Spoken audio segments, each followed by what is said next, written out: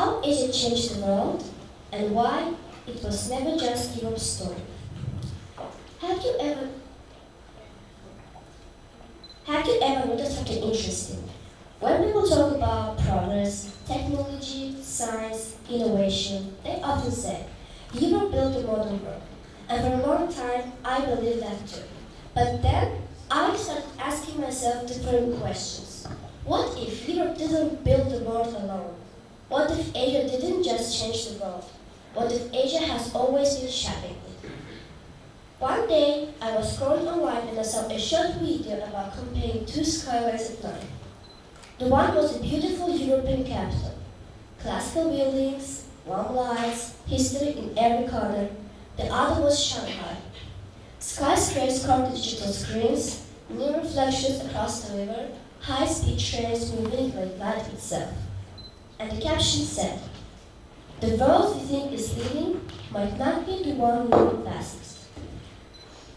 That sentence stayed with me, so I opened my browser and typed, "Is Asia becoming the world's economic center? Are we living in Asia's century? Asia GDP comparing to Europe today." What I discovered surprised me. Asia today produces over 40% of the global GDP. It is home to nearly 60% of the world's population. The fastest growing economies are largely in Asia. China is the second largest economy in the world. India is rising rapidly. South Korea leads in technology exports. And suddenly, I realized something powerful. Asia is not suddenly freezing. Asia is returning.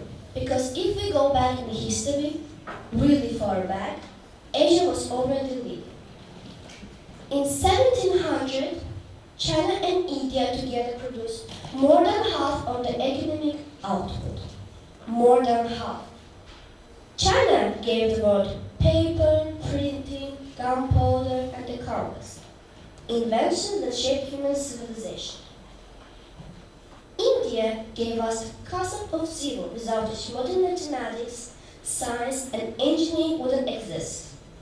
The Silk Road connected civilizations centuries before globalization became a Western concept. Asia wasn't isolated, it was central. Then came Europe's transformation. The Renaissance, the Enlightenment, the Industrial Revolution. Europe made extraordinary breakthroughs. Steam engines, factories, modern political systems, scientific revolutions, and yes, Europe played a massive role in shaping the modern era. But history moves in waves. While Europe industrialized and expanded globally, many parts of Asia experienced colonization, wars, and internal instability. For a period of about 2 centuries, global dominance shifted toward Europe. But something remarkable happened in the 20th century. Asia began rebuilding. Japan, after World War II, turned their devastation into technological leadership within decades. South Korea went from poverty in the 1950s to becoming one of the most innovative economies in the world. Singapore transformed from a small port to becoming to a big financial hub. India became a center for IT, software, and digital services. This wasn't accidental, it was strategic. In many Asian countries, invest deeply in education, infrastructure, and long-term economic planning. In many Asian cultures, education is not optional, it's foundational. There's a strong emphasis on discipline, persistence, and future-oriented thinking. Then, there is population. Asia is home to nearly 60% of humanity. That means the workforce, energy, ideas, entrepreneurs. Demographics matter. While many European countries face aging population, many Many Asian countries have younger population entering the workforce. It doesn't mean Europe is declining. It means the center of global growth is shifting. And we see the shift everywhere. In technology, Asian companies lead in semiconductors, AI research, robotics, and 5G infrastructure. In cities, Shanghai, Seoul, Tokyo, Singapore are always described as cities of the future. In culture, um, in culture, K-pop dominates global music charts. Asian cinema with international awards. Anime influences global storytelling. In manufacturing, a significant portion of the world's goods are produced in Asia. But there is the most important point. Asia didn't rise because Europe failed. Asia rose because it adapted. It studied global systems, it learned from Western industrial models, and then it built something uniquely its own. This is not a battle between continents, but the rebalancing of history. For centuries, center of global power shifted from east to west.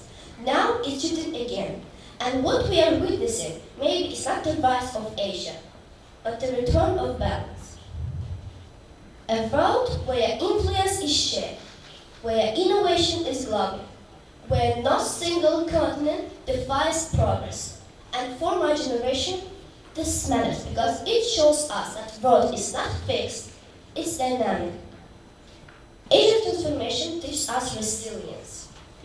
Many Asian nations faced war, poverty, colonization, and still transformed within decades. That kind of transformation teaches us something powerful. Growth is possible. Reinvention is possible. So when someone says, Europe created the modern world, I would say, Europe shaped a crucial chapter. But the world's story is bigger than one chapter. Asia shaped an ancient world. Europe shaped the industrial world. And today, Asia is shaping digital and technological era. Not alone, but powerfully. History is not owned, it evolves. The world is not moving away from Europe, it's expanding beyond it. And Asia is no longer following, it's leading. Thank you.